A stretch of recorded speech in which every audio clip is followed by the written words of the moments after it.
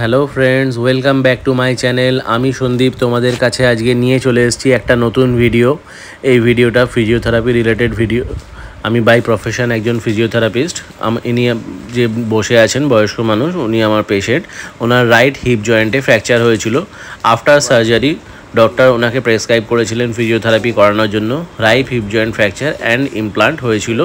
তারপরে তার হাঁটা চলার নর্মাল করবার জন্য তার ফিজিওথেরাপি ডক্টর রেকমেন্ড করেছিল। সেই সূত্রে উনি আমার সাথে যোগাযোগ করেন। যোগাযোগ করার পরে আমার কাছে ওনার ফিজিওথেরাপি শুরু হয়। ফিজিওথেরাপিতে কী করলে উনি সহজে রিকভারি করবেন এবং দ্রুত আরোগ্য লাভ করবেন, সেই সংক্রান্ত এই ভিডিও আজকে তোমাদের সামনে তুলে ধরবো। কী করতে হয় না করতে হয় এবং কিভাবে তার রিকভারি করতে হয়। এই ভিডিওটা দেখে তোমরা নিজেরাও বাড়িতে অনেকটা প্র্যাকটিস করতে পারবে। যারা অসুস্থ ব্যক্তি আছে তাদেরকে সুস্থ করার জন্য তোমরা চেষ্টা চালাতে পারবে। চলো বন্ধুরা, এইগুলো দেখতে থাকো।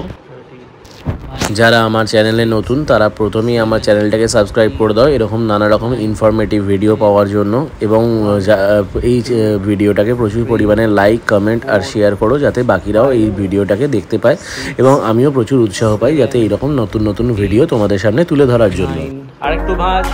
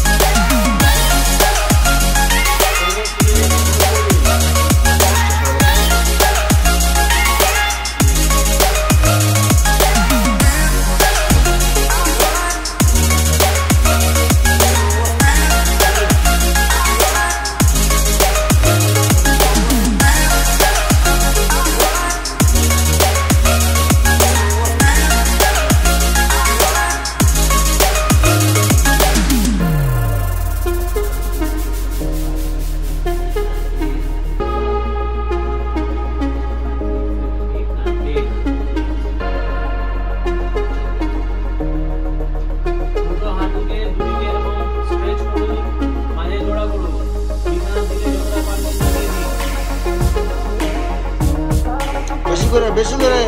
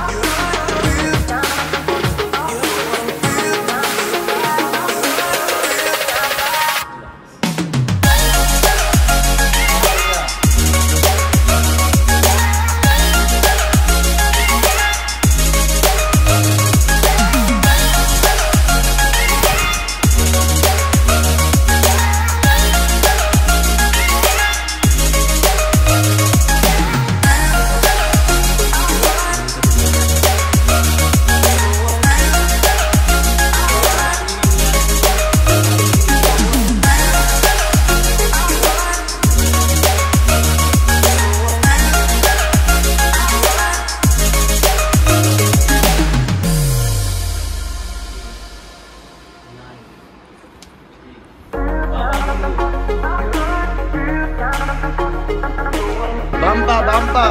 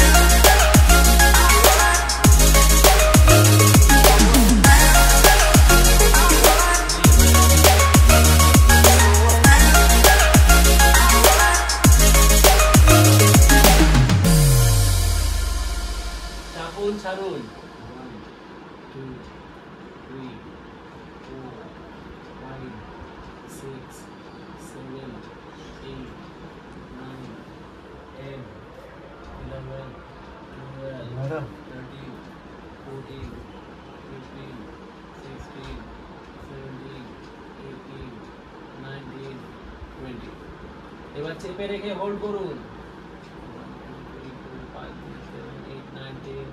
ছাড়ুন চাপুন 1 2 3 4 5 6 7 8 9 10 চাপুন 1 2 3 4 5 6 7 8 9 10 চাপুন 1 2 3 4 5 6 7 8 9 10 চাপুন 1 2 3 4 5 6 7 8 9 10 ছেড়ে দিন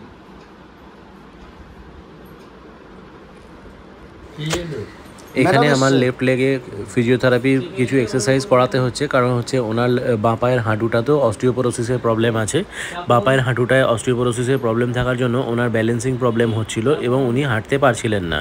তাই সেই জন্য সেটাকেও যাতে একসাথে রিকভারি করে দেওয়া যায়, তাই বাঁ পায়ের হাঁটুটারও অলরেডি থেরাপির সাথে সাথে শুরু করে দেওয়া হয়েছে। তাই দেখতে থাকো বাঁ পায়ের হাঁটুর প্রবলেম থাকাকালীন যে যে এক্সারসাইজগুলো নিডেড আছে সেইগুলো, সেটাকে রিকভারি করার জন্য যা যা এক্সারসাইজ নিডেড আছে সেগুলো করানো হচ্ছে। দেখতে থাকো, সঙ্গে থাকো। বেডের এই এক্সারসাইজগুলো এবার কমপ্লিট হতে চললো। এই বেডের এক্সারসাইজগুলো কমপ্লিট হওয়ার পরে আমরা ওনাকে উঠিয়ে বসিয়ে দুখানা এক্সারসাইজ করাবো। সেই এক্সারসাইজগুলো হওয়ার পরে আমরা ওনাকে ওঠা বসাটা প্র্যাকটিস করানো হওয়ার পরেই তারপরে আমরা ওনাকে হাঁটানোর প্রস্তুতি নেব। 10 থেকে 12 দিনের মাথায় উনি হাঁটতে শুরু করেছেন এবং সেই হাঁটার অনুভূতিতে উনিও খুব খুশি হয়েছেন। এবং সত্যি কথা বলতে 84+ এজ ওনার, সেই 84+ এজে একজন পেশেন্ট যে এত তাড়াতাড়ি রিকভার করবে সেটা দেখে আমিও সত্যি খুব খুশি হয়েছি। কারণ হচ্ছে আমার পেশেন্ট যখন সুস্থভাবে রিকভার হয়ে সুস্থ হয়ে ওঠে, আবার নর্মাল লাইফে ফিরে যায়, আমি সত্যিই খুব হ্যাপি হই। কারণ হচ্ছে যে এটা আমার মনে হয় যে আমার পড়াশোনা করাটা সার্থক হলো। তাই সেক্ষেত্রে আমি আমার নলেজ দিয়ে আমার পেশেন্টকে as soon as possible recover করানোর চেষ্টা করি। তাই সেক্ষেত্রে তোমরা দেখতে থাকো। ওনার পায়ের যেমন এই যে রাইট লেফট উঠাচ্ছেন উনি, সেটাতেও ওনার কোনো সমস্যা নেই। উনি উঠে দাঁড়াতেও পারছেন, পা মুভ করতে পারছেন, সবই পারছেন। তাই সেক্ষেত্রে ওনার হাঁটা চলাটাও তোমাদেরকে দেখাবো যে উনি কেমনভাবে হাঁটতে শুরু করেছেন। 10 থেকে 12 দিনের মধ্যে যে এই যে এতটা রিকভারি হয়েছে, সেই রিকভারিটা আমি আশা করি যথেষ্ট এই এজের পক্ষে।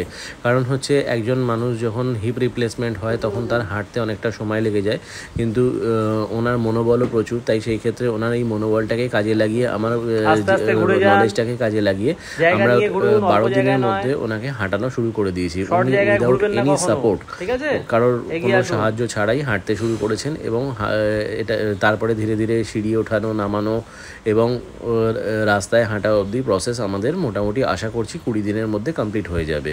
তাই সেক্ষেত্রে তোমরা দেখতে থাকো, ওনার কি সুন্দর হাঁটছেন। সত্যি এই বয়সে ওনার মনোবল অনেক এবং উনি সিঁড়িও উঠতে শুরু করেছেন। দেখো তোমরা, সিঁড়ির একটা রেলিং ধরেছেন, আরেক সাইডে আমি ওনার হাতটা ধরে রেখেছি যাতে কোনোভাবেই ডিসব্যালেন্স হয়ে পড়ে যাওয়ার অসুবিধা না হয়। আসলে উনি পড়বেন না, তবুও সাবধানতা অবলম্বন করা উচিত, কারণ হচ্ছে যে বলা যায় না, কোনো সময় যে কোনো মানুষেরই ব্যালেন্স হারাতে পারে। আর তাছাড়া একটা যেহেতু ওনার একটা ওটি হয়েছে, ওনার একটা সার্জারি হয়েছে, তাই পায়ের জোর কিছুটা হলেও তো এফেক্টেড হয়, তাই পায়ের জোরটা স্বাভাবিকভাবেই একটু কমে যেতে পারে। তাই সেক্ষেত্রে সেফটির জন্য ধরে রাখাটা খুবই জরুরি। তোমরাও বাড়িতে যারা প্র্যাকটিস করাবে তারা এরকম করে একটা হাত ধরে রাখবে, নাহলে বাই চান্স যদি কোনো কারণে মানুষ ডিসব্যালেন্স হয়ে যায়, সে হঠাৎ করে নার্ভাস হয়ে গিয়েই পড়ে যেতে পারে। তাই পড়ে গেলে বিপদ ঘটে যাবে। তাই পড়ে যাওয়াটা আটকানোর জন্য সাথে থাকবে সব সময় এবং একটা হাত তার হোল্ড করে রাখবে, যাতে সে কোনোভাবে ডিসব্যালেন্স হলে সিঁড়ি দিয়ে পড়ে না যায়, কারণ সিঁড়ি দিয়ে পড়ে গেলে বিপদ ঘনিয়ে যাবে আসবে। Thank you friends. এবার বাকিটা ওনার থেকে তোমরা নিজেরাই নিজের মুখে শুনে নাও। বয়স কত হলো? 84 প্লাস। আচ্ছা, আপনার যে হিপ জয়েন্টে যে ইনজুরি হয়েছিল তার অপারেশন হয়েছে, এখন 10 দিন থেরাপি করার পরে 10 থেকে 12 দিন আপনি কেমন ফিল করছেন? অনেক ভালো, অ্যাবাউট 60-70% ভালো। আচ্ছা, নিজে এখন একটু হাঁটতে পাচ্ছেন? হ্যাঁ, নিজে হাঁটছি তো। আচ্ছা, বাড়িতে অল্প অল্প করে নিজে নিজে প্র্যাকটিস করতে পাচ্ছেন? হ্যাঁ, প্র্যাকটিস করি। আচ্ছা, ঠিক আছে, থ্যাংক ইউ।